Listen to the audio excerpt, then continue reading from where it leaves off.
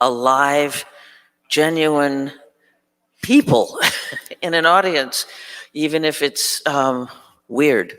But thank you for coming, and thank you to the people who are watching on their laptops and so on. And I welcome you, and I welcome Nigel Redden for his, what would he call this? Swan song? Swan song, valedictory, whatever. It occurred to me when I watched the gala last week, one of the first things that happened is that the Cola Marionettes people made a marionette of you in a khaki suit. Today, when I went to chamber music, there was a Nigel Redden cutout. Right. And not my idea. But I think there should have been an action figure, because that kind of speaks to your tenure at the Spoleto Festival. That's very kind. Is it weird collecting all those odd things and seeing things and doing things for the last time? Well, it is, and I haven't quite come to terms with that.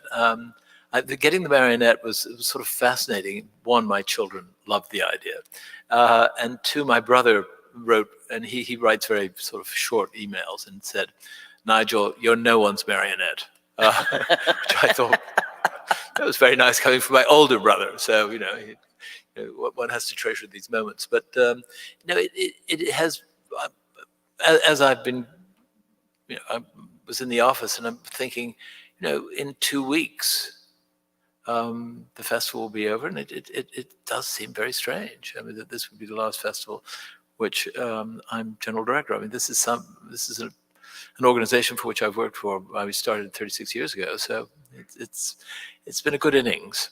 Yeah, it's shaped your life and our lives. Well, it certainly shaped mine. I mean, it shaped it. I mean, I had wanted to have this job since I was 20, and fortunately, Charlie Way, who was the chairman of the board when I was hired, agreed that I should have it. So I got it, and one thing led to another, and it's been terrific. Does it seem unusual or peculiar to be doing these things for the last time in an unusual festival like this because of COVID? Yes, I mean, I think that the festival is pared down, and it is not as chock-a-block full as it should be. Although there has been a kind of energy and a kind of enthusiasm from the public, and certainly from the artists, and the artists for whom this is, in many cases, the first time they've performed since last March, a year ago. It's been very exciting for them to be back on stage, and I think everyone backstage has also been thrilled, because we have a wonderful crew that comes, many of whom have come for years to Charleston just for this period of time, and of course they missed each other last year, and now backstage there's this sort of happiness that things are happening, and things are happening, I mean, in a kind of Spoleto way. I mean, the fact that we're in this theater now with the woman in black behind us is something that was not supposed to, three weeks ago, wasn't supposed to be like this. The woman in black was supposed to be at the bus shed at the visitor center. And I mean, somehow we had a discussion about whether it should change, and it changed. And miraculously, here it is. And my hat is off to the extraordinary crew that, oh, well, you wanted to put it in a theater, we'll put it in a theater. And 2 weeks notice, that's fine. And the same with Rivers Green. I mean, I think there was, when I went to look at it, I mean, all the people who were working on it were just proud of the fact that it was so gorgeous. And I know you haven't been there yet. No, next week.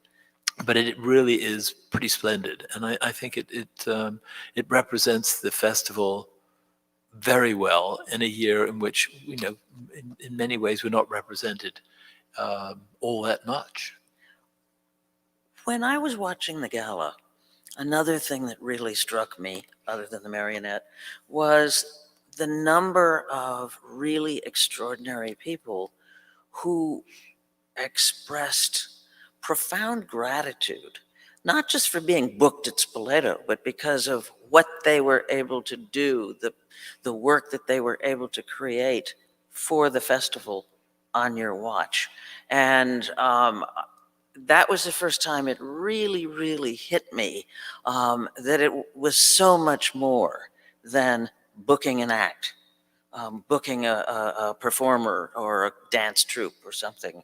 What have you seen as your role or your purpose in creating a festival and giving people the platform for them to create what they've done? Well, I think the reason that I wanted to become the director of the festival, that I wanted to be involved with it, is that it does do those special things. It does give artists an opportunity that other places don't. And I mean, it's not the only place that does it by any means. So I don't want to say that, but don't want to imply that. But I think that what has been created here and what Giancarlo created initially and what other people have continued to do is to create a space where the answer is yes rather than the answer is no, and to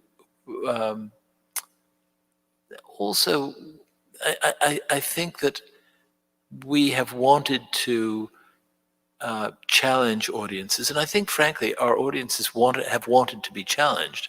One of my favorite stories was that when we were raising some money for Porgy and Bess, and Nicole Taney, who's our director of operations and artistic operations and planning. No, whatever.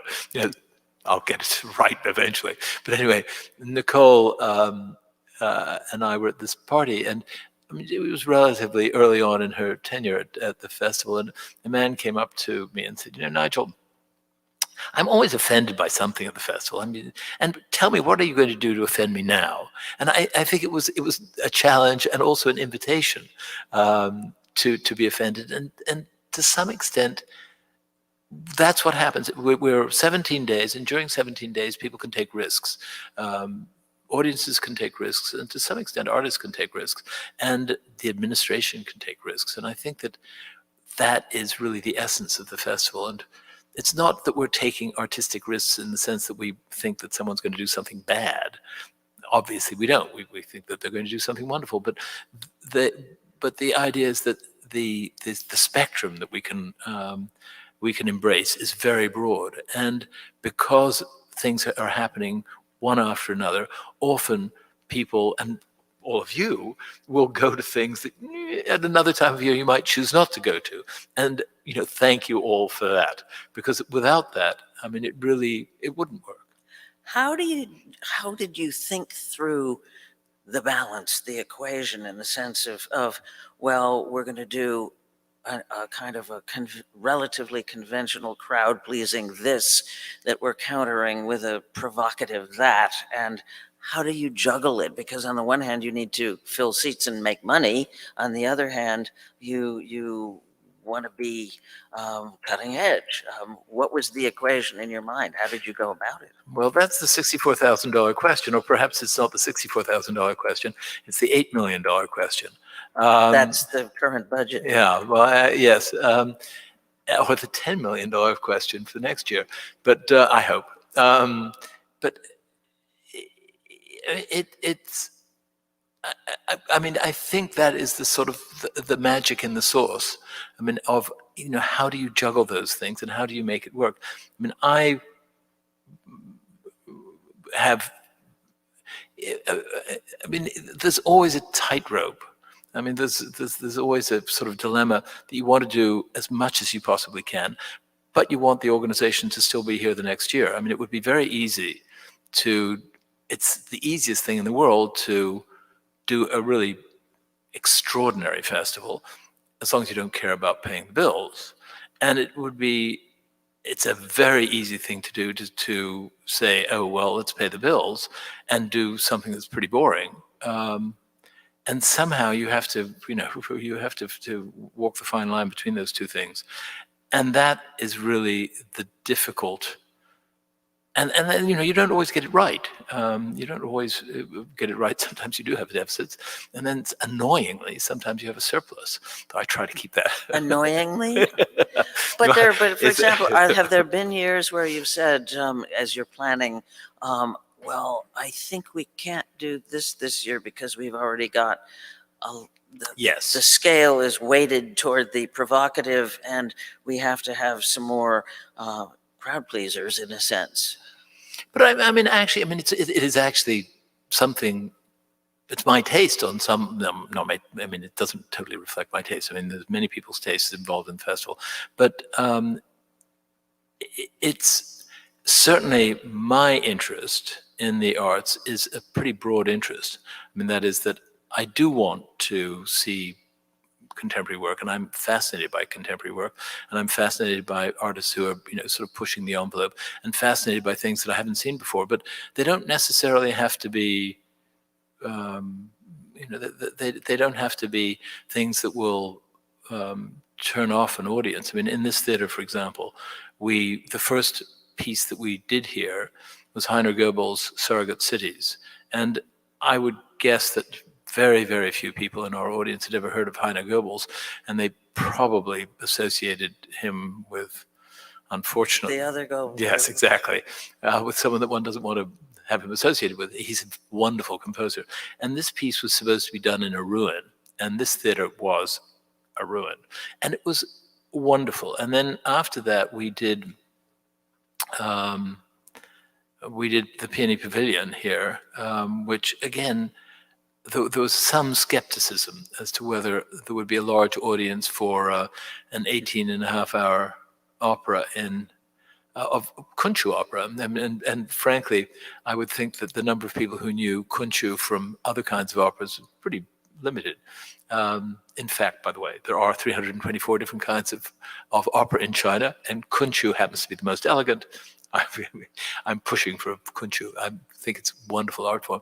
But anyway, and we nonetheless got an audience. And then we did Don Giovanni in here as well. And Don Giovanni obviously is a crowd pleaser and would get an audience. But the way we did it was to have, I think there was a large head over there through which water descended in. There was a pool of water over here, and then there was a hill back there where Don Giovanni was finally taken down to the underworld, and we did it in a way that was unusual, to say the least, and fabulous. And I think that what we've done is we've taken relatively standard works. I mean, clearly, Don Giovanni is a standard work, and done them in a way that is somewhat different. And we've also taken, the Kunchu opera, and this was done in a rather standard way, thinking about 17th century China.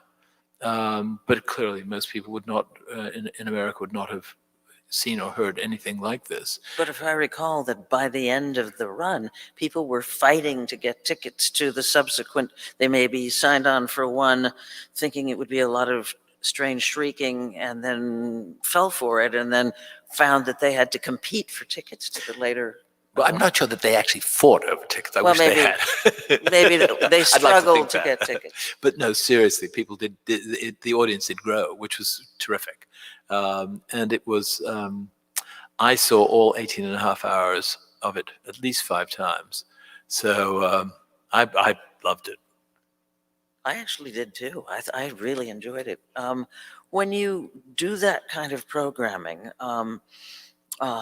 in this job, do you have to answer to anybody? Do you have to say to the board, please let me do this sort of thing. I want to do this sort of thing. I think it will be worthwhile. Or do you, as general director, have you had the control so that you can say, I am doing this and I'm doing that and so on?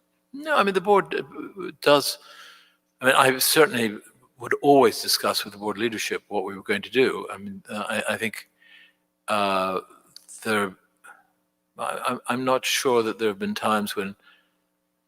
Well, there have been times when I've wanted to do something that the board felt was not a good idea, and frankly, it was always about the finances, because I don't think it was about the what it actually was that was going to be on stage. It was more about the finances, and I have to say, in the final analysis, I agreed that that it was a good idea not to do certain things. One of the most wonderful projects that that I've been involved with was the Places of the Past, which we did in 1991, and it was an exhibition that took place throughout Charleston, and it was very expensive. It cost around $1 million, and there was no box office income from it. And we tried to do some exhibitions in subsequent years, and did, in fact. We did a series of installations called Human Nature, and actually based in this theater, we did another series that we called Places of the Future, all of which were interesting, but we couldn't raise the money to do them in a way that would have been comparable to Places of the Past. And that was a disappointment. And finally, the board chairman at the time said, I think this is probably, that's enough. And I think he was right. One of the things you mentioned Nicole Taney.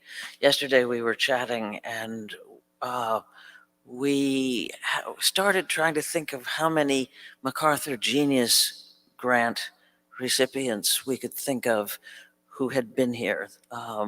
And when we sort of stopped when we got up to a dozen, and we knew that we hadn't gotten through all of them because we didn't have at our disposal the whole list, but we just started rattling them off.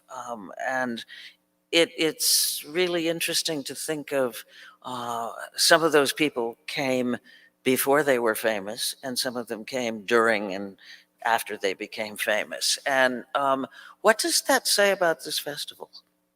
Well, I think it says something about the MacArthur Awards, I think, as much as about the festival. The MacArthur Awards have changed over the years. When they started, and I was at the National Endowment for the Arts when they started, and the guy who ran the program was on the panel, the dance panel. So we did chat about what he was doing. And at that point, they were giving the awards to Merce Cunningham and Paul Taylor and people who were very established in the field. And it's more recently that they've sort of delved deeper and found people who are at a different stage in their careers. And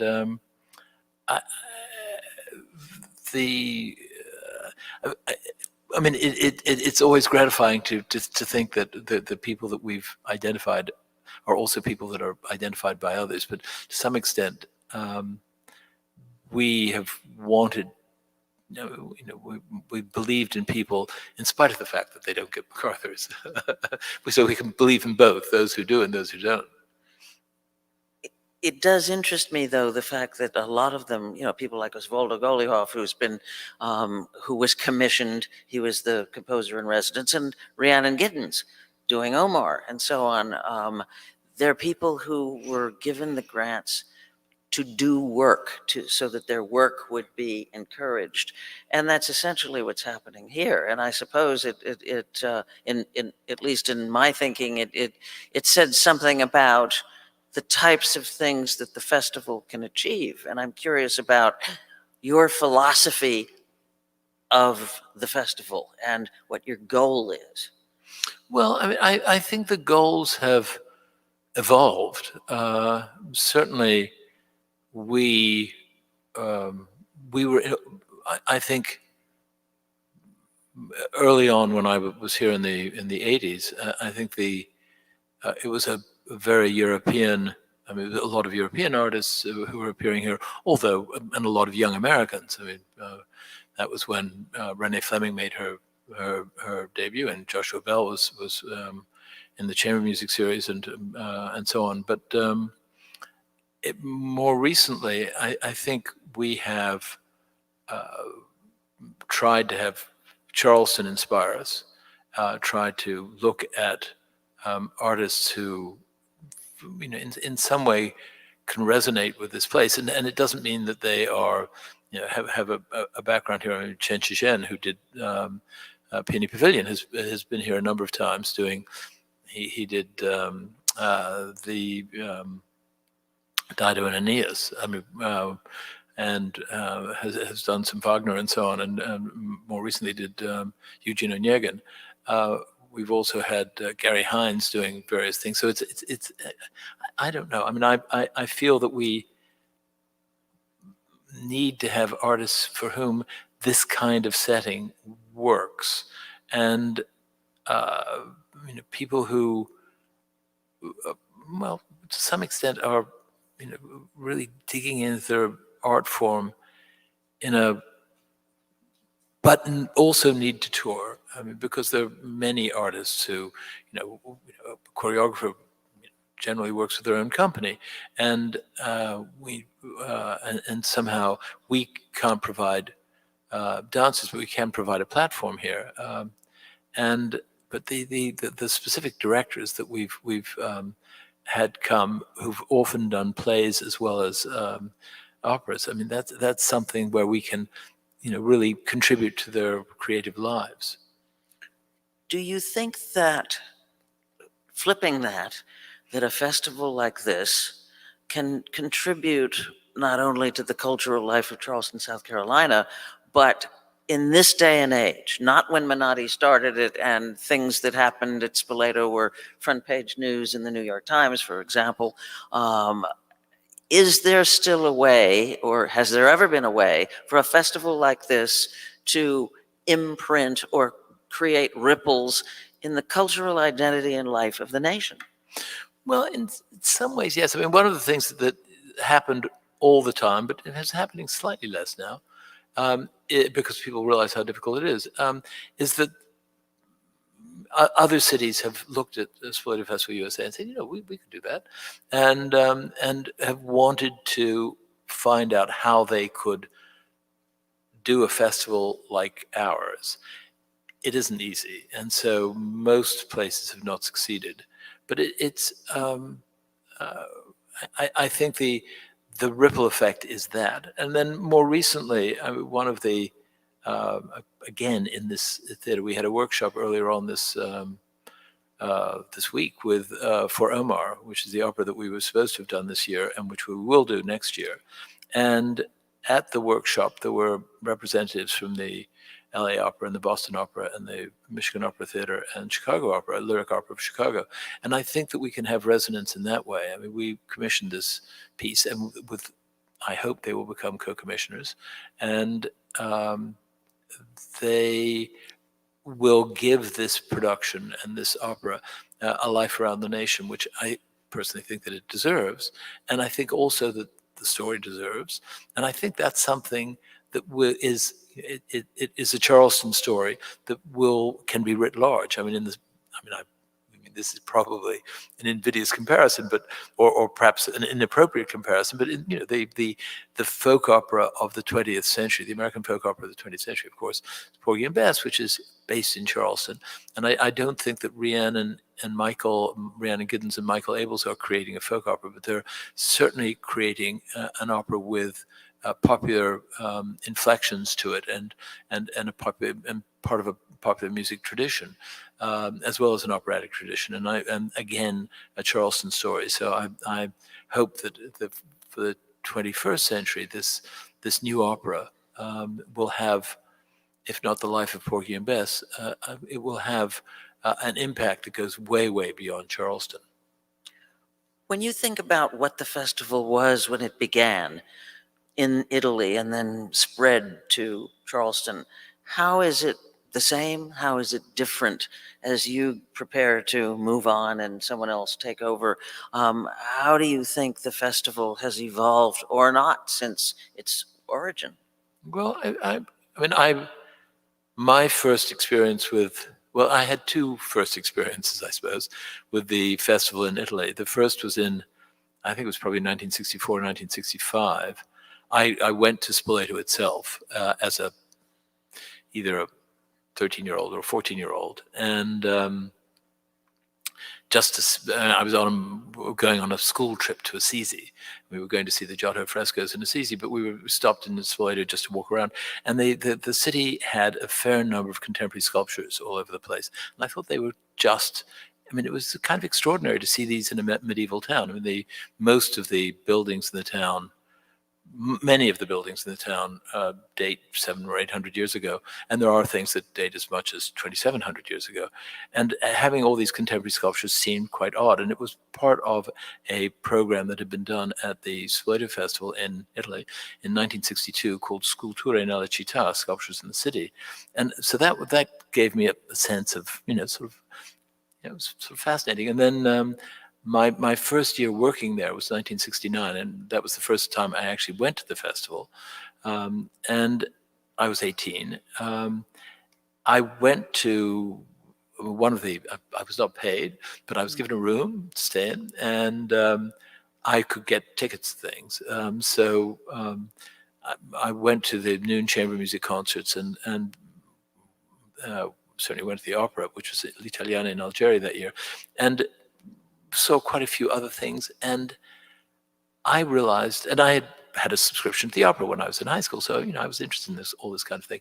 But I realized that I thought that these were better performances than I'd seen anywhere else, and that I was happier there than I'd ever been before. And I just thought that it was a magic kind of experience. And the magic was the accumulation of events. And by the way, magic experiences happen when you're 18 that don't necessarily happen at other times in one's life.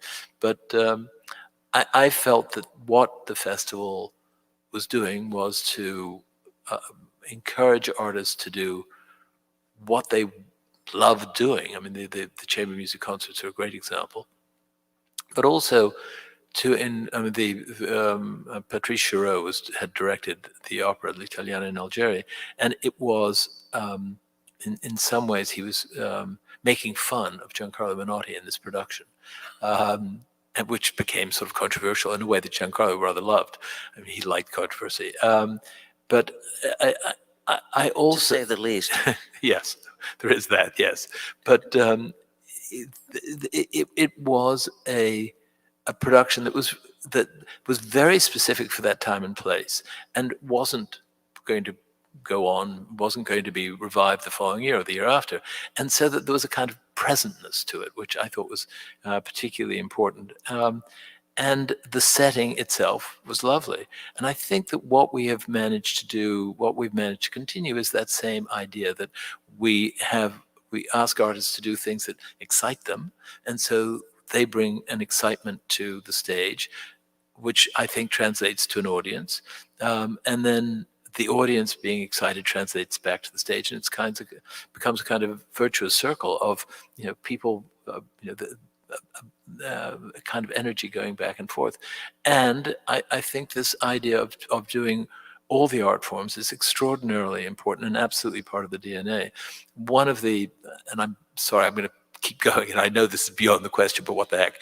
I hope you won't mind. Chance to hear your thoughts. But when Giancarlo left the Italian festival, they hired a man by the name of Giorgio Ferrara as the new artistic director. And Giorgio was a theater person rather than a music person. And I think that was a mistake, because I do think that music is central to what it is that we do and should be. I mean, in a typical year, not this year, we have our own orchestra, we have we have our own choir, we have singers throughout the city, and there's sometimes when we there's live music for the dance performances. Certainly, we have 33 chamber music concerts, and all of those things, I think, not to denigrate theater, but to say that is so essential to what the festival was, and I think should be. And it lost that in Italy. And now the new artistic director, whose name is Monique Vaud, is planning to push it much more in the music direction. And I think that is the tradition that Giancarlo set up. And I think that we have remained truer to that tradition, frankly, than the festival in Italy. And it needs to be. And I think it needs to be. And I think it works. It continues to work. I think that, it is difficult to have an orchestra. It's difficult to have a chorus. It's difficult to put on operas, and very expensive. And it is if someone wanted to balance the budget easily, they cut out opera, cut out the orchestra, cut out the chorus, and the budget is balanced in a minute. It would absolutely be the wrong thing to do. It would no longer be the festival that certainly I think most of us who know it have grown to love. And I also think that there's something important for the other art forms if there is an opera being done, because they realize that we've created this thing, and they realize that we have the resources to create something that's pretty monumental. I mean, most operas, just the set alone would cost more than the average house in America these days, and that's gone up. So I remember one time we had a dance company here, and they didn't have a prop, and they realized that they were missing something.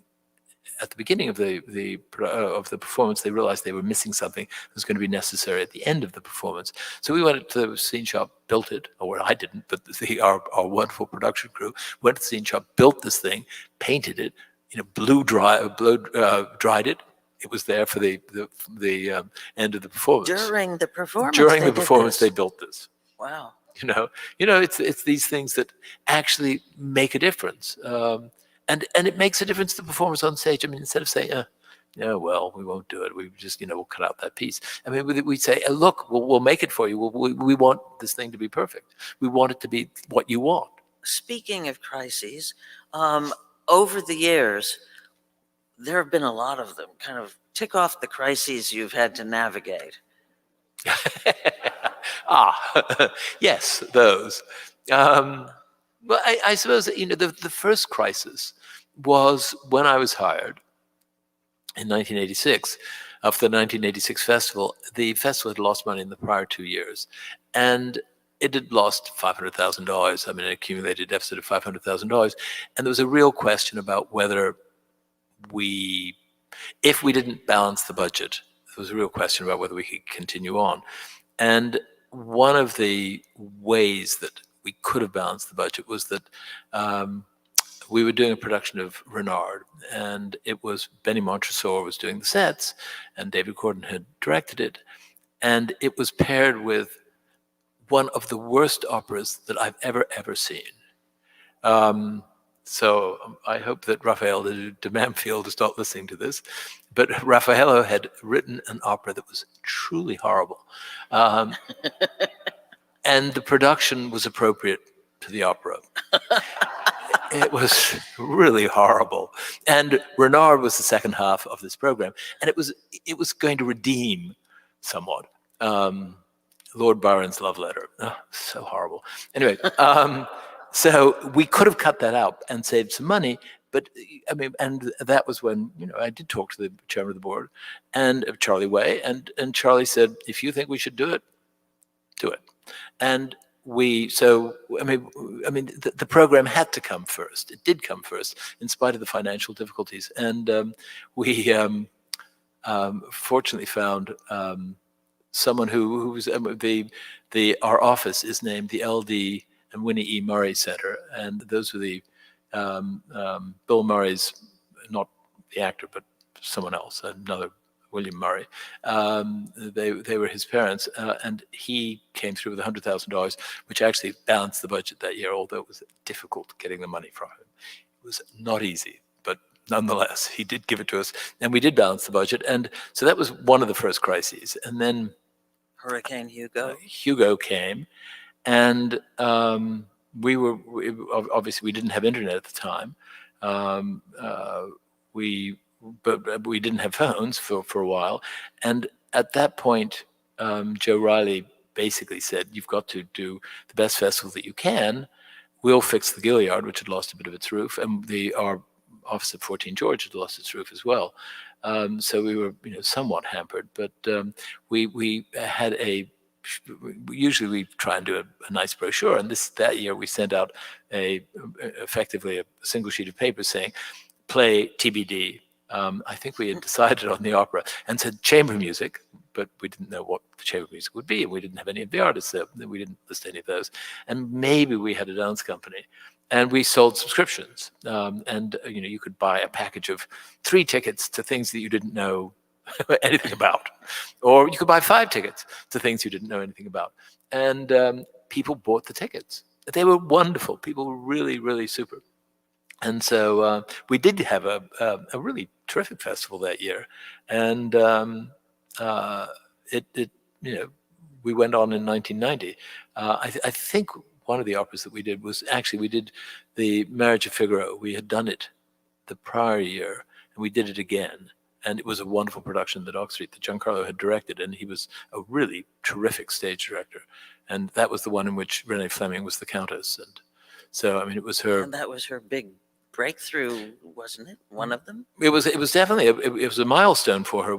She had been in an opera here in 1987. She was in Platée, which was it's a Rameau opera that had been done in.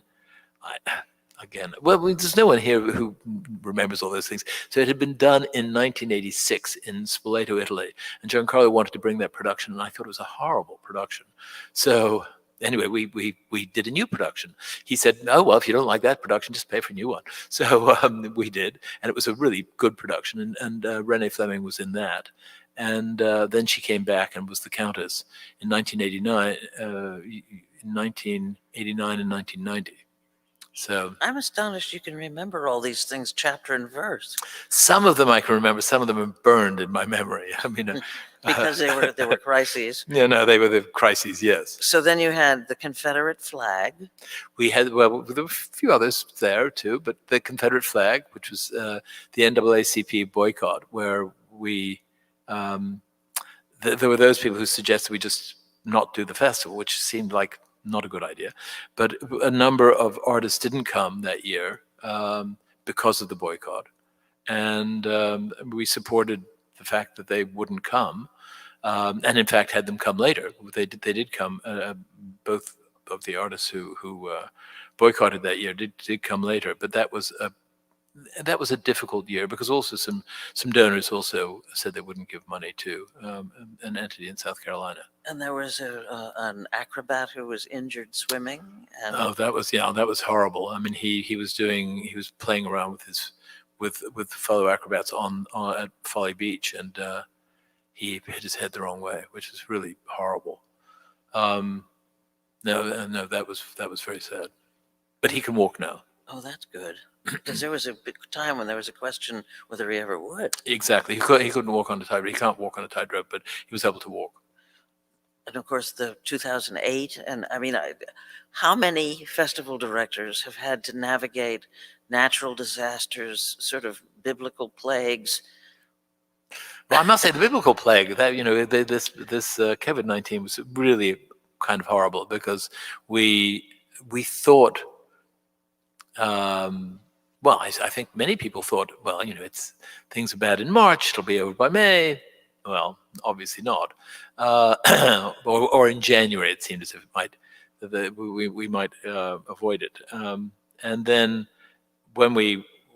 after we canceled the festival in 2020, it just seemed unthinkable that we wouldn't be able to push everything to 2021 and do a full festival this year. And in fact, we planned to do a full festival when we talked about it in August, and then we pared it back, and it was pared back a little bit more, and then pared back more. So, and our timing actually was sort of off because clearly things are better now than they were 2 months ago, and the vaccinations have gone much more quickly than I think everyone expected. And if we knew then what we know now, clearly we would have had more things in theaters. We would have sold more. We would have made more seats available for chamber music and so on. But who knew?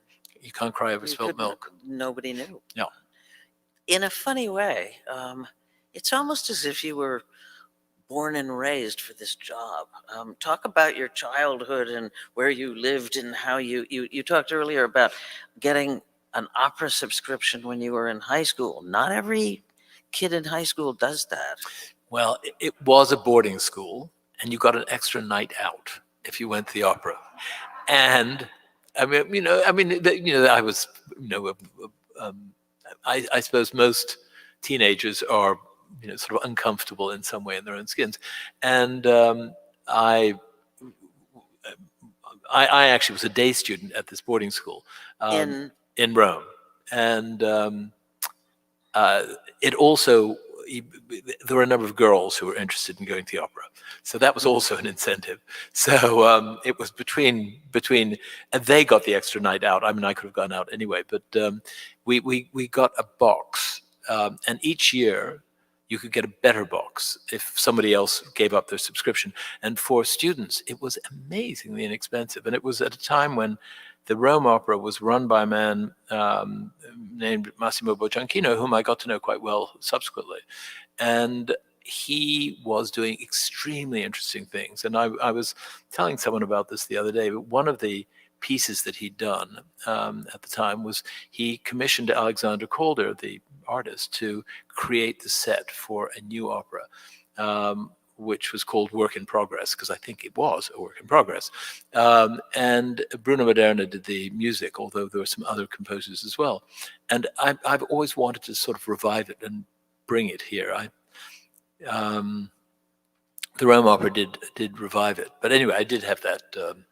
But explain your history to where you lived and why you were living and going to school in Rome and so on and so forth, and how all that played into your kind of cultural education. Well, some people think that I have an accent. I feel I have none. But my father is American, grew up in upstate New York. My mother's from New Zealand, and they met in New Zealand. They then immediately after they got married went to China, where my brother was born, and then they moved to Israel, and I was born while they were in Israel. And your father was a diplomat. He was a diplomat. And you were born in Cyprus? I was born in Cyprus because at the time there were lots of doctors in Israel, but there wasn't much in the way of medical supplies. And my grandmother, my mother's mother, encouraged her to go to someplace civilized. So we went to Cyprus, of course. I mean, as anyone would. So I was born in Cyprus, but I've spent 3 significant weeks there, but only 3 weeks. And then we moved to Canada. And my real first memories are living in England. We moved there when I was 4 and lived there until I was 9. Then we came to the States for a few years, which I did not like, I have to say. I found it difficult because I really did have an accent at that point. Where did you live in the States? In Washington. And people made fun of the accent. They definitely made fun of the accent. But then we moved to Naples. My parents moved to Naples when I was 12, and my brother and I went to boarding school in Rome, an American boarding school, and then my parents moved to Rome a couple of years later, and so I then moved to another school and actually took a year off after the end of high school to learn more about Rome and frankly to be older when I went to college. And then came to college in the States. Now, did that give you the fact that you had all that moving around to multiple countries, and you did not have a typical American suburban upbringing and so on, do you think that affected how you think culturally? And in a sense, one of the things that's a hallmark of your time at Spoleto is Chinese programming, African programming,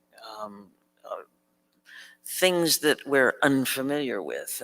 How do you think who you are and who you became because of your upbringing affected your professional life? Yeah, well, I think but one's upbringing is always one's upbringing. It's very difficult to separate oneself from that and to sort of analyze it. But I do think that part of what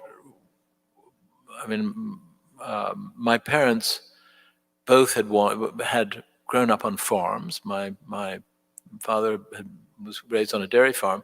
My grandfather on my mother's side raised racehorses. So, but they were, had a stud farm, and I think both of them were so eager to get away. I was so eager to get away from that. Well, they certainly got away. They got away. They Well, definitely your got father away. became a diplomat, right? Yeah, and my mother was going to be a diplomat, and she was going to work for the New Zealand government, and that's how they met as she was in the Foreign Office of the New Zealand government, and he was a vice consul of the American government, and so they met professionally, and one thing led to another, and she became American, and gave up her career, which is what happened in those days. But anyway, but I think they were really fascinated about learning about the world. I mean, my mother had studied Russian because she was going to be assigned to Leningrad, but she wanted to really explore things. And after China and Israel and Canada, she wanted to explore Italy, France, and England only. So that was so we basically focused on those. But I mean, she was fascinated by. I mean, when we lived in Naples, I mean, there's. This is going to sound horrible, but whatever.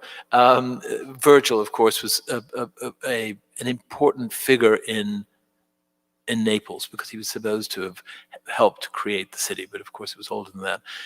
But there are also many places that are named after passages in the Aeneid that are in the area around Naples, and so we would go on a field trip to Palinuro, and Palinurus was the helmsman of Aeneas's ship who falls overboard at one point and dies, and so Palinuro is named after him.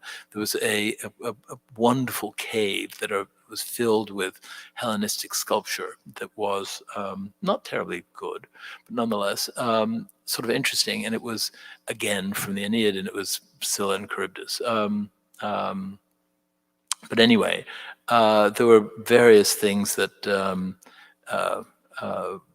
were, sort of conjured up the past. There was a place where Aeneas was supposed to have gone to the underworld, and we in friends would have a villa. One friend had a villa that had a Roman amphitheater, small, but nonetheless a Roman amphitheater in the grounds, and it's sort of you inevitably feel that the past is very much the present, and I found that the things that are most fascinating to me are the things that I don't know all that much about. The things that I do know all that well, I've dealt with that and move on to something else. And so I think looking at the Asian art especially has been so fascinating because the music tradition there goes back far earlier than the European music tradition. So there are ensembles in Japan, for example, that are the Gagaku tradition is much older than an unbroken musical tradition in the West, and the opera traditions in China are also somewhat older than the opera traditions here in America, although they don't really develop they didn't develop in the same way that operatic traditions here developed. Anyway, I found all of that sort of fascinating. Do you think that you decided when you sort of fell in love with the festival and decided that this is what you wanted to do, that all of that played into it, or in a sense gave you certain credentials, if you will, that qualified you to do this? I look at you look at, how would you hire your replacement in terms of the job credentials that you need to do it? I mean, it's a very multifaceted kind of line of work. But I also think it's one of those things that you learn on the job. I mean, you really do learn on the job that I would have had a very difficult time articulating what I was going to do. Very difficult time articulating what I was going to do when I was originally hired. Unfortunately, no one asked me to articulate what I was going to do, so I was saved. But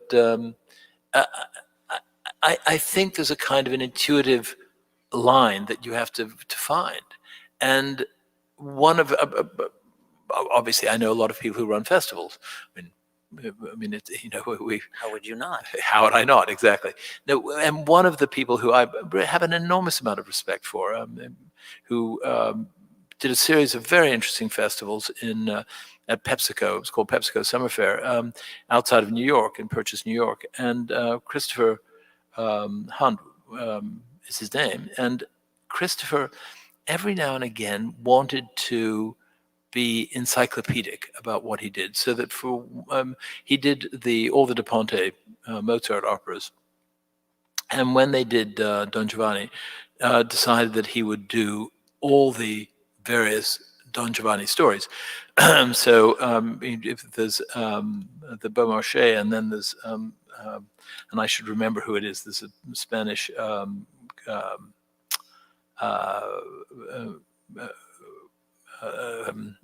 author who does a Don Giovanni, and on some level, that's sort of not the way it works. I mean, that is that if someone does a really fabulous production of Don Giovanni, it's great to see. But if someone does the Beaumarchais play only because you're doing Don Giovanni, then it's sort of it doesn't have its own sort of purpose. It's too didactic. It becomes too didactic.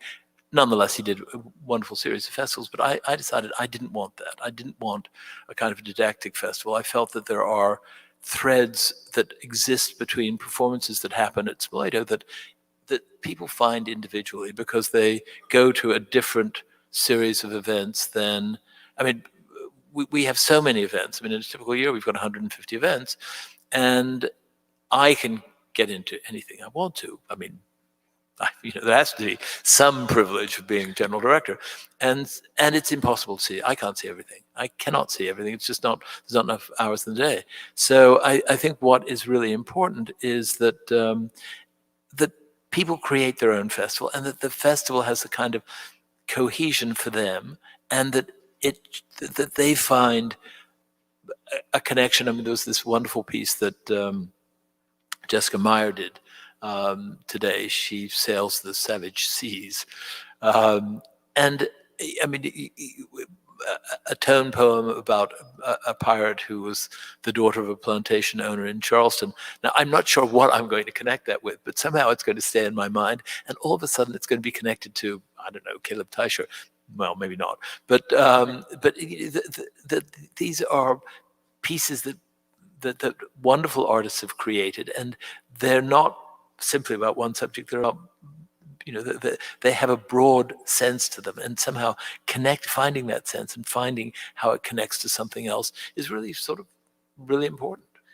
When you think about what a person, in terms of your tenure here, what have you learned are the job skills that a general director needs? I mean, I look at just off the top of my head, I think the care and feeding of board members, the care and feeding of donors, a broad artistic reach in order to figure out what to program, and so on and so forth, and diplomatic skills with the city of Charleston. I mean, give me what you think, what you've found are the kinds of job skills that one has to have. Well, I think the first thing one has to have is the ability to delegate. That clearly no one is good at everything, and clearly no one is going to be able to do everything. And so I think that what one has to do is to trust other people to do those things that they do well, and you decide, well, if so-and-so does it well, I don't have to do it. They're doing it. And you have to know enough to know that they are doing it well. And then you have to sort of fill in the interstices. I mean, you have to sort of figure out, okay, what is it that really I should be doing? I mean, should I be focused on fundraising? Well, Julia Forster does a pretty good job. Should I, be second guessing Nicole about the program? Well, no, I think she does very well. I mean, should I be trying to figure out the marketing? No, I think someone's doing that. Jesse's doing that terrifically. I'm not going to build the stage. I mean, Mike is doing that. And so, I mean, I don't have to worry about it. But, to some extent, I hope that I mean, I'm looking at various staff members over there. So, which is if I look in that direction, it's because I'm seeing staff members in the audience. Um, but and so, I mean, this is slightly embarrassing to say it in front of staff members, but my colleagues. But I mean, I think that whoever takes this job needs to know enough so that they know that those people are doing a good job, and that they don't need to interfere. And they need to know enough so that they could do what is necessary to do if that is essential. I mean, so that inevitably, this over the course of the last, over the course of 36 years, I mean, the various people have come and gone, and I mean, occasionally one has to fill in, and that I hope I hope is rarely, but so I think that the next general director, I hope, will be someone who has kind of a broad overview and an interest in many areas and an expertise, a deep expertise in some. But I think that those can be. It doesn't have to be a specific area. I mean, obviously, it shouldn't be. I mean, it should be a relevant area. It shouldn't be an irrelevant area. But I don't think that the person has to be necessarily an authority on opera or authority on dance or authority on theater or an authority on fundraising or an authority on sort of nonprofit financing. I think that. But what do they have to? I mean, this festival bears your thumbprint big time for 36 years, and that that philosophy, that vision, that something. It's not just delegating. It's that you have somehow had some kind of magic touch that has created the identity or maintained the identity of this festival. And I'm curious as to what you think that is. Well, I think the identity is really defined by many of the people who are on stage. I think, if you go to chamber music, as I'm sure many or almost everyone here does, I mean, it's defined by Jeff Nuttall. And I mean, Jeff every now and again gives a call out to me, but I mean, I think you're being really, really dismissive of your own role, because I think that, I mean, everybody acknowledges that Jeff defines the tone of chamber music, but you picked Jeff. I didn't pick Jeff. Charles Wadsworth yes, picked but Jeff. you had a role in saying yes. But there are so many things that you've touched in this festival that give it its character. All those individual kind of fiefdoms of the festival that we all love, at some level, they don't just magically happen with you walking around, letting everybody else do their thing. There is some vision or some kind of central philosophy or backbone that you've contributed to this festival for 36 years. Well, thank you. That's nice to hear.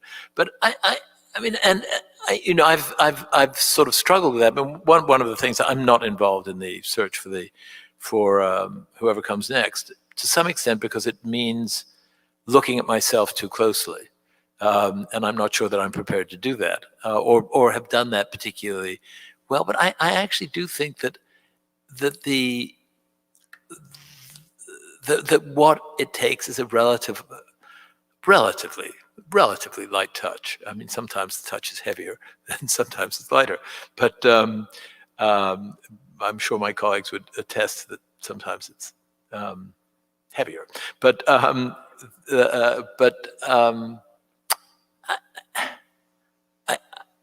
I do think that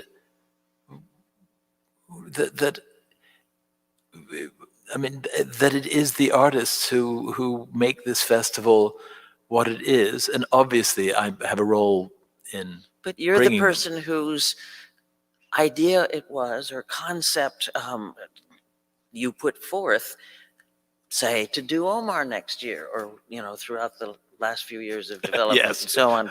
But somebody had to conceive of the notion that something like Omar could be done. Something like Don Giovanni in this space when it was a ruin could be done. And that gets back to something in your head and your imagination. Yeah, well, I mean, frankly, I mean, it was Nicole Taney who suggested Omar, and it was Emmanuel Viom who suggested Don Giovanni. And I mean, I think the trick is to say, you know, that's a good idea, and because people do suggest other things too that don't happen. And so I suppose it's a question of culling through the good ideas or culling through the ideas and having a role in saying, let's go with this idea because I think it's very good. I mean, one of the things that I'm wrestling with at the moment, wrestling with next year, because next year has to be done pretty much before a successor can come on. I mean, otherwise there won't be much of a festival for next year. And obviously Omar is going to be part of it. And one of the things that I'm wrestling with is that I think, again, it's this sort of tightrope where I mean, the audience this year is diminished because we have fewer events, and because we have socially distant seating. So we don't have as many tickets available as we typically would, and that means that, and obviously we didn't have an audience in 2020, and so there is a risk that the audience will not come back in 2022 because so many people have sort of broken the habit of coming. And so I think it has to be a blockbuster festival. And I think that in the same way that you were asking earlier about, you know, doing crowd pleasers and balancing crowd pleasers with things that aren't, I think it's going to be more crucial next year than perhaps at any time in the festival's history, because we do have to do things that are going to attract an audience. I mean, without question, there has to be something that will bring in a large public. And we also have to do some things that really talk to the DNA of the festival, that it is not simply about doing popular things, that it's doing it's doing things that are unusual and not necessarily provocative, but things that are you wouldn't see anywhere else. And I feel that extremely strongly about next year. And if that doesn't happen, I think that it will be. I think that the long-term consequences could be significant. I mean, obviously I'm resigning to somebody else.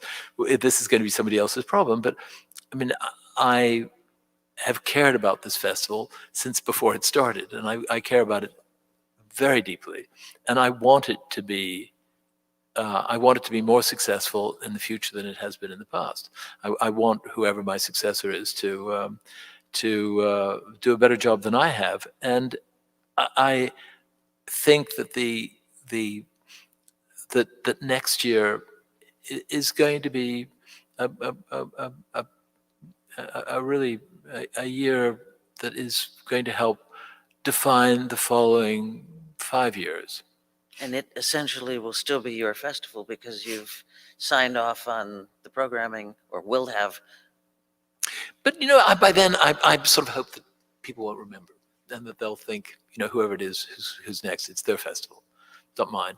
It's theirs. I mean, I will think in my own mind. Whatever I think in my own mind is for me to think. But to some extent, I mean, it's this question of you know, sort of who is the face of the festival, and I do think that it's you know, it's going to be, you know, Rhiannon Giddens and Michael Abels for Omar, and John Kennedy, who's going to be conducting it. It will be Jeff, of course, for chamber music, Larry Blumenfeld for the jazz, or Quentin Baxter for the jazz, depending on you know, sort of how much one knows what's going on with the jazz program, and so on. And I think that mean, I appreciate everyone here is listening to our talk, but I think at some point, the general director is irrelevant, and what's on stage is the crucial thing. I'm not so sure. Why are you retiring, and what on earth are you going to do? Well, I mean, last year was very difficult. I mean, the fact that we didn't have a festival. I mean, if you work all year, basically for 2 weeks, and then the 2 weeks don't happen, it's a huge disappointment, and it was hugely disappointing. And then I know this sounds sort of slightly odd, but there's a manifesto going around called "We See You, White American Theater," which was inspired by the Black Lives Matter movement, and in it, a bunch of people who are theater people, not opera people, not festival people, but they say that they ask that people who have been artistic directors of theaters for 20 years or more step down and allow someone else to take their place. And it did sort of resonate. And I've been doing this for a long time, and I think there should be some other voices. There should be someone else who has a different vision, a different idea of what it can be. I think it's important that there be some change. And I turned 70. Which makes one think about mortality. My father died, which last year, and I thought, well, maybe it's time to go. And I'm supposed to retire as of October 31st, and I'm sure on November 1st I will say to myself, "What in the heck did you do, Nigel? Why did you do this?" But well, I've done it. And are you going to build stone walls? Are you going to saw things? Are you going to create another festival? What are you going to do? Well, for those of you who don't know, Martha is referring to the fact that I actually own a few chainsaws. I build stone walls in my spare time, big stone walls with big stones. And I know it seems out of character. What can I say? And I do have a pickup truck, which my wife gave me as a Christmas present. It's got 196,000 miles on it. It had 190,000 miles on it when she gave it to me.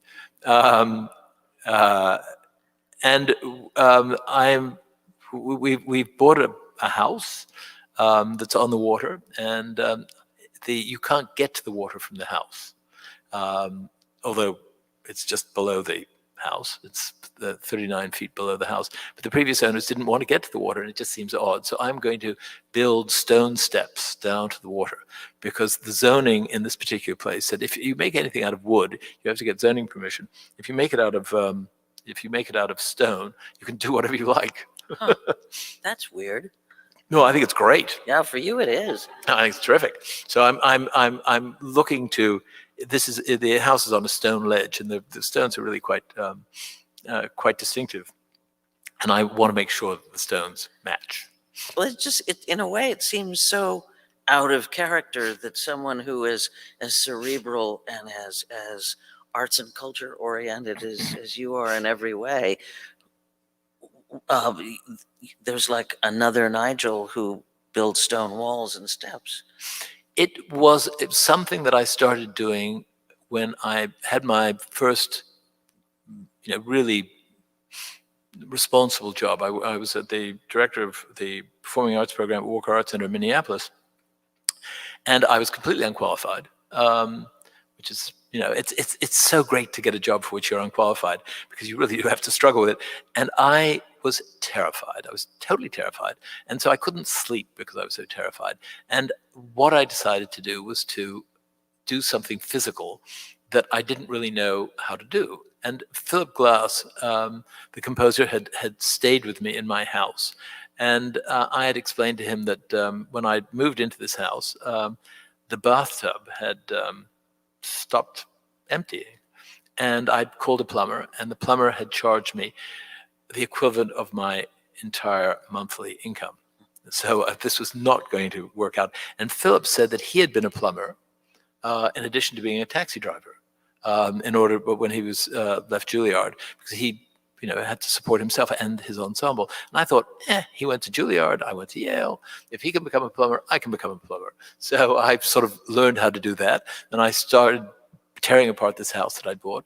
And I've never looked back. It's a great therapy when you need to get your mind off things, move stones, tear down a wall, redo the plumbing, whatever.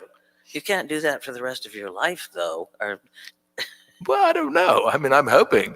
I mean, there was a wonderful, inspirational article about, every now and again, the New York Times has these articles about, sort of improbable marriages. And this was a man who was 99, and he was getting married to a woman who was slightly younger.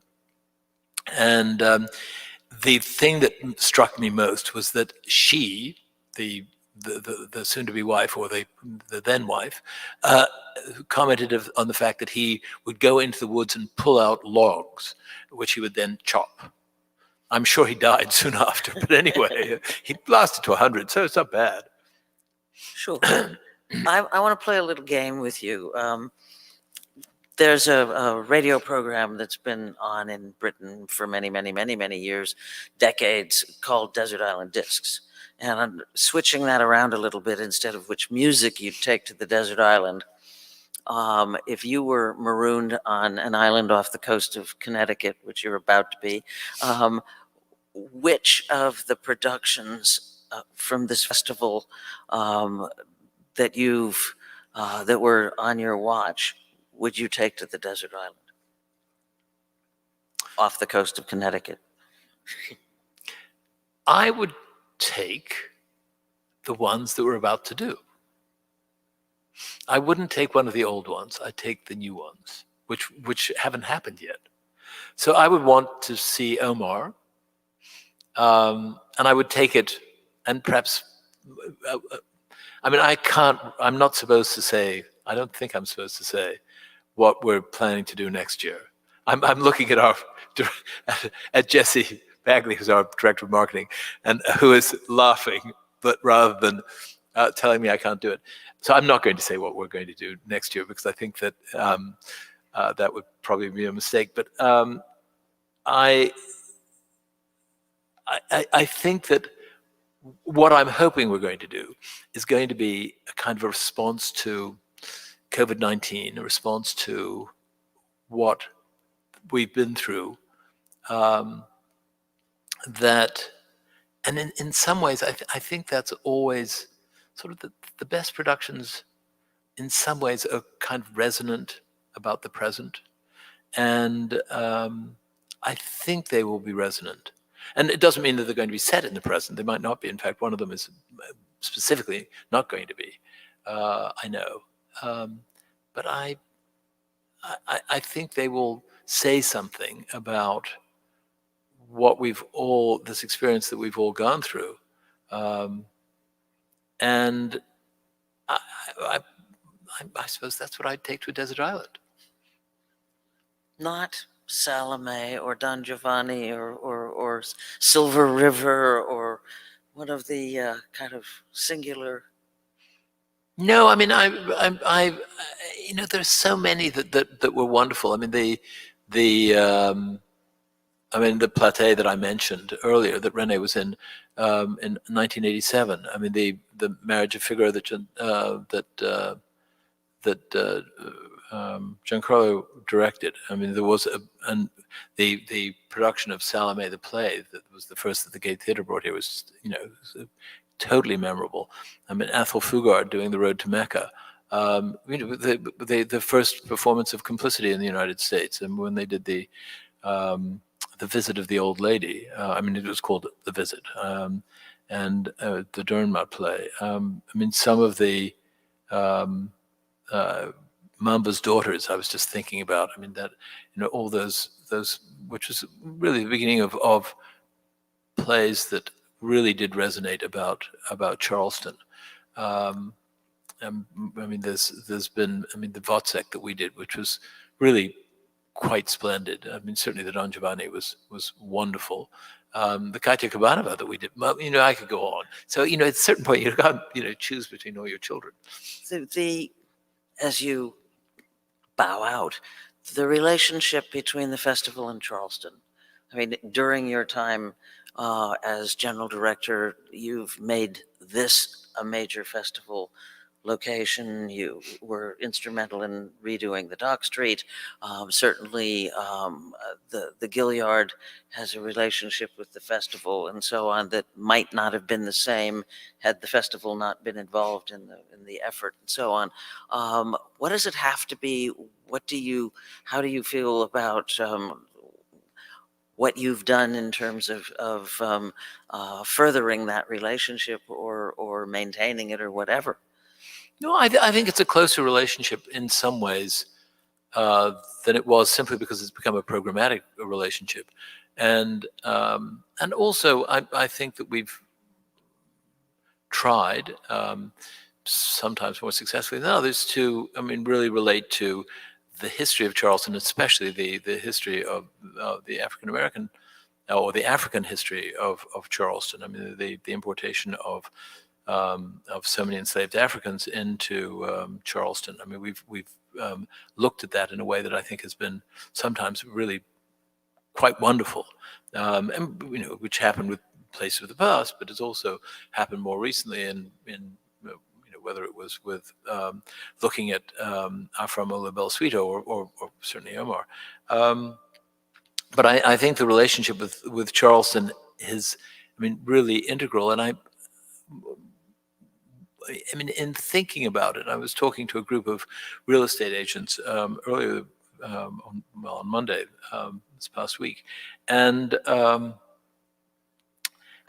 think that the festival has become part of the DNA of Charleston in the way that sort of the culinary scene has become part of the DNA of Charleston, so that it's not that everyone goes to Fig every night. You don't. Well, you can't get in, for one thing. But it's and it's part of the DNA. Split has become part of the DNA for people who don't necessarily attend, and I think that's important. I mean, clearly, as someone who's involved in selling tickets, I love the people who actually come, but it's also important that people feel that it's part of the city, and it's sort of the Exchange Building. I mean, you wouldn't tear down the Exchange Building even if you haven't been in it in God knows when. It's part of what makes Charleston Charleston, and I feel that has become even more, that feeling has become stronger over the course of time, to some extent because so much time has passed since we started, but also because that there's this accumulated memory of productions, accumulated memory of various things that people have seen. Perhaps some of the exhibitions that we've done outside, unfortunately not as many as I wish we could do, but still, even for those who don't attend, I think it's an important aspect of the city. I want to go to questions, but what you said raises the question of knowing that you've programmed very diverse work. How do you bring in more African American and Latin American audiences? I don't think we've been completely. We haven't been completely successful at all with that, and I think that that's going to require an enormous amount of work over the next. It's going to be an ongoing issue, and it'll be very interesting to see what the audience is like for Omar. I mean, we have gone. Because it's been postponed a number of times. We've had a greater opportunity to do outreach efforts around it, and we've had a series of discussions that have been on Zoom, and so they've been on Zoom, so it's hard to tell exactly who was attending. But we've also distributed a workbook that Jonathan Green illustrated about Omar to the 8th graders in the Charleston school district, and I imagine that a certain number of parents have seen that as well. We are planning to do more of that, and we're also planning to do some things that I think will be inclusive in a different way. One of the ideas that has come up over the last few days is that we should, as the holy city, we should see if we can have the call to prayer ring out in Charleston during when the opera opens, because so many of the Africans who came here were Muslim, and they would have been used to the call to prayer. Was it something like a third of them? Or? Well, I mean, scholars.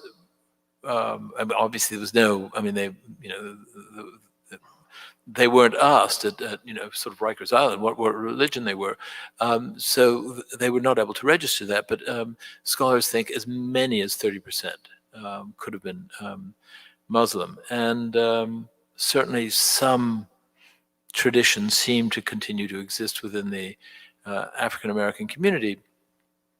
But somehow having the call to prayer ring out here as it did in St. Louis, which is where Omar presumably was taken from, would be, I think, somehow, a kind of a writing of something that happened over 200 years ago. Oh, it would be an interesting duet, have the bells of St. Michael's and the call to prayer. And it would be great if the churches became involved. I mean, I'm sort of slightly working on that, which would be tremendous. I mean, tremendous. I mean, these three Abrahamic religions. I mean, there is clearly a lot of ecumenical dialogue, although obviously they're quite separate. And anyway, I just think it would be a fascinating way of engaging Charleston, and certainly the Muslim community in Charleston is not. I mean, is somewhat separate as well. I mean, there's the East Asian community, and then there's a black mosque as well. I mean, they say that Sunday is a segregated day, and I think Fridays are as well. I just looked at the time, and I want to make sure that people can ask questions for a while. Any questions here? And speak up loudly because you're wearing masks and it's hard to understand.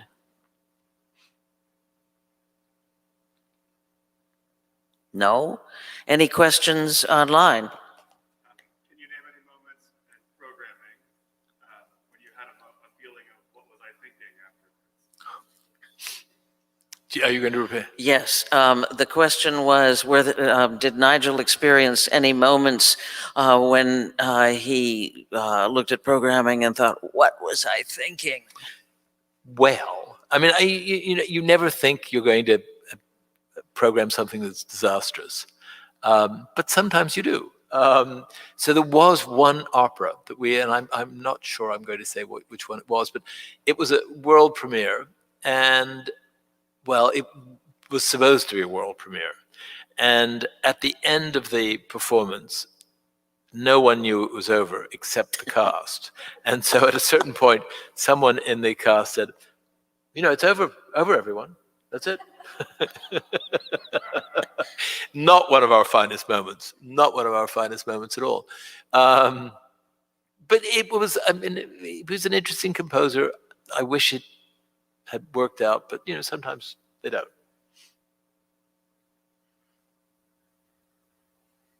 I see you in the front row. Please speak loudly.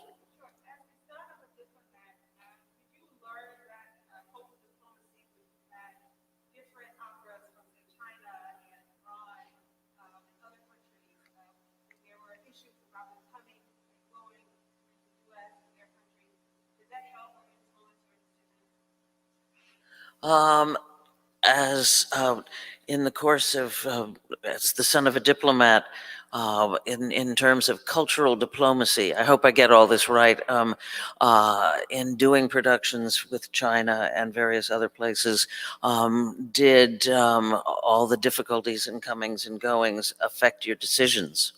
Well, yes, very much so. I mean,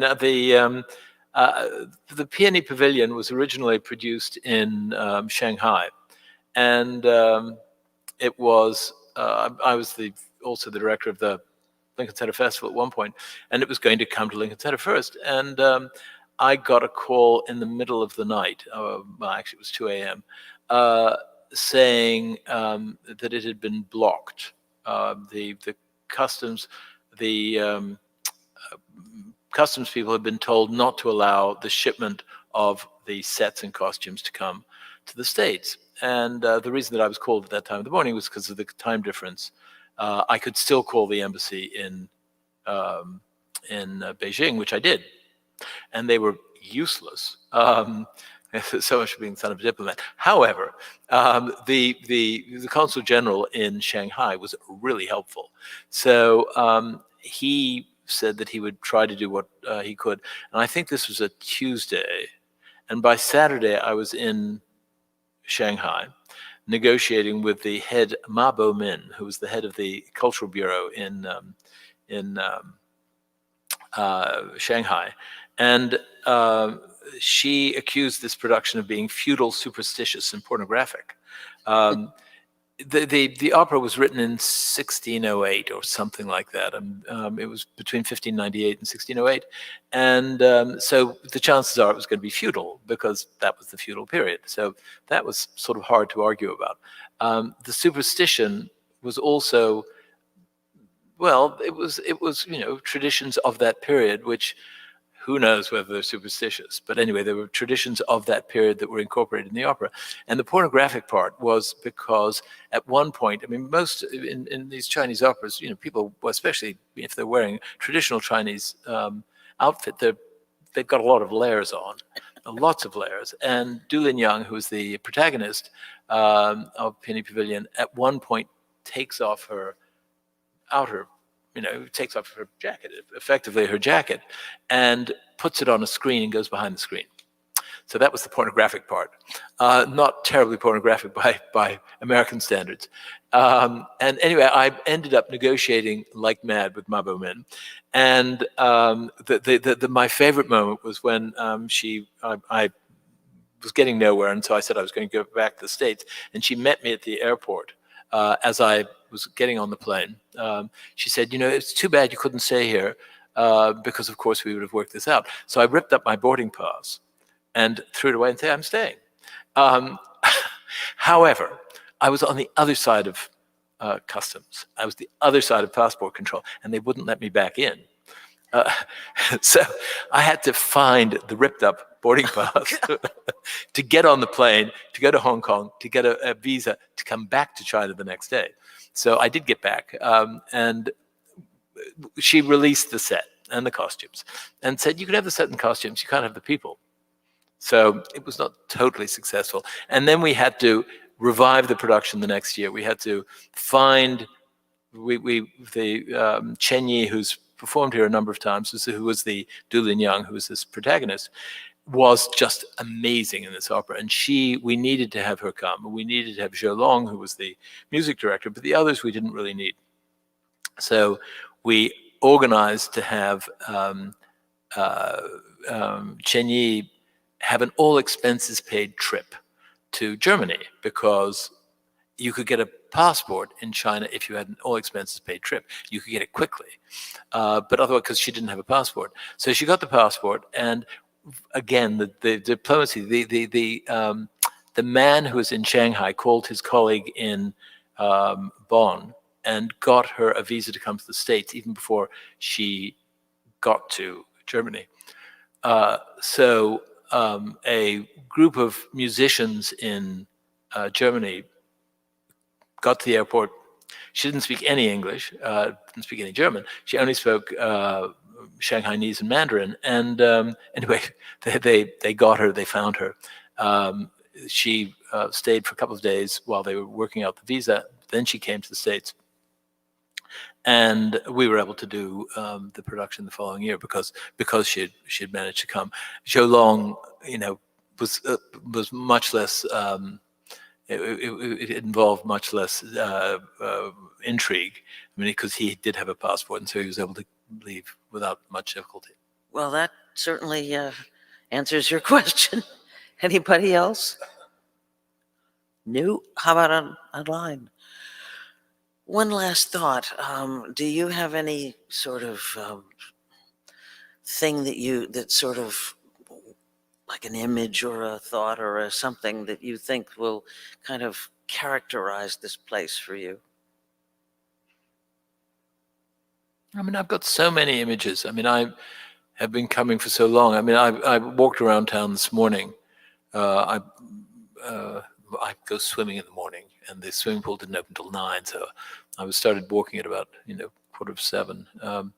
And I mean, I was walking along various places, and I have memories that are associated with so many houses.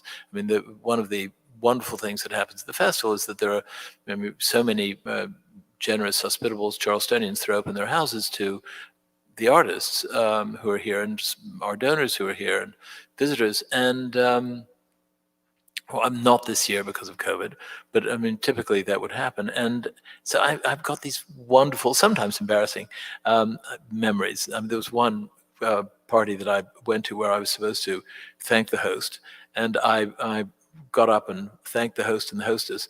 And then after I sat down, I was told it was his previous wife I'd thanked. We didn't get invited back. Oh dear. What about the rolls? Well, there's the rolls, yes, of course. I mean, I have been a house guest for the last 26 years with some very generous, wonderful friends who have an extra car, and the car It just happens to be. a Rolls Royce, and so out of friendship, I'm prepared to drive it for them because it needs exercise.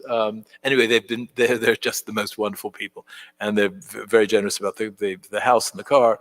And I mean, there's a kind of I don't know. I mean, in some ways, I mean, it's sort of make believe for me. I mean, because this city is magic, and there's so many things that are magic about it. And driving around in this slightly ostentatious car is, it just seems, well, I mean, this is not my real life, but it nonetheless is what I do. So, I'll miss it all. Thank you very much. Well, thank you, Martha. Appreciate it. Now we have to get out of these chairs.